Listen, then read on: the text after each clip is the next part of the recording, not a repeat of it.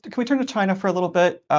You have recently discussed President Biden's export measures against the Chinese semiconductor semiconductor industry. You've talked about that being a declaration of economic war. Why is that such an important step? And what do you expect China's response to be? Will it move from just an economic response to include cyberspace, especially as it pertains to China's historical theft of intellectual property?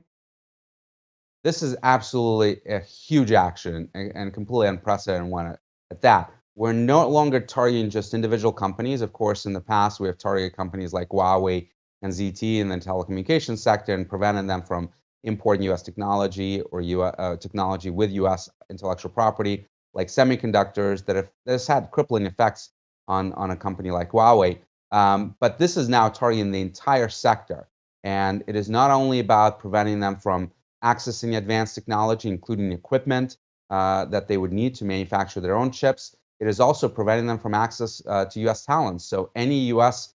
permanent resident or citizen or anyone actually living in the United States is prevented from working with a huge number of Chinese companies and universities and research facilities on anything related to semiconductors.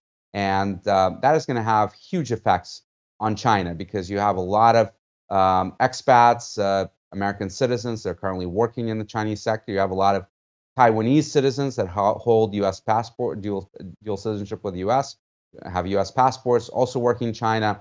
All of those people are either going to have to give up U.S. citizenship, which I don't doubt they will do, or leave that industry at the risk of prosecution under U.S. law.